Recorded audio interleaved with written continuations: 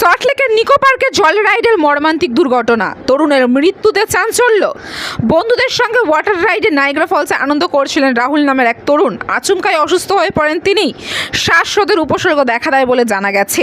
ঘটনাস্থলে থাকা নিরাপত্তা রক্ষীদের তৎপরতায় তাকে দ্রুত উদ্ধার করে পার্কের মেডিকেল রুমে নিয়ে যাওয়া হয়। সেখান থেকে অবস্থার আশঙ্কাজনক দেখে দ্রুত পাঠানো হয় সল্টলেকের একটি বেসরকারি হাসপাতালে।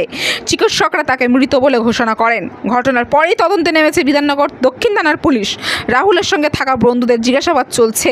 যদিও পার্কের কর্তৃপক্ষ দাবি করেছে ঘটনার সময় কোনো রকম গাফিলতি ছিল না তাদের এবং দ্রুত ব্যবস্থা নেওয়া হয়েছে। এই ঘটনার পর নিকো পার্কে নিরাপত্তা ব্যবস্থা নিয়ে উঠছে একাধিক প্রশ্ন। তরুণের অকাল মৃত্যুতে শোকের ছায়া পরিবার ও বন্ধুদের মধ্যে। 12:30 নাগাদ আমাদের এখানে 7টা বাচ্চা 18-19 ইয়ার্সের তারা আসেন এবং তারা ওয়াটার পার্ক এনজয় করতে শুরু করেন। 12:30-1টা নাগাদ তারা এই রাইডটা দেখছেন আপনারা, এটাকে বলে নাইগ্রা ফলস। এখানে তারা জলের শাওয়ার আসলে সবাই নেয়, তারাও এনজয় করছিল। সাডেনলি একটি বাচ্চা 18 বছরের বয়সী সে মাথা ঘুরে ওখানে বসে পড়ে। যখন মাথা ঘুরে বসে পড়ে, বাকি বন্ধুরা তাকে নিয়ে যখন নামাচ্ছিল স্টেয়ার দিয়ে, আমাদের স্টাফেরা যখন দেখতে পায় তারা ছুটে যায়, তাকে নিয়ে ইমিডিয়েটলি আমাদের ফার্স্ট এড সেন্টারে নিয়ে যায়।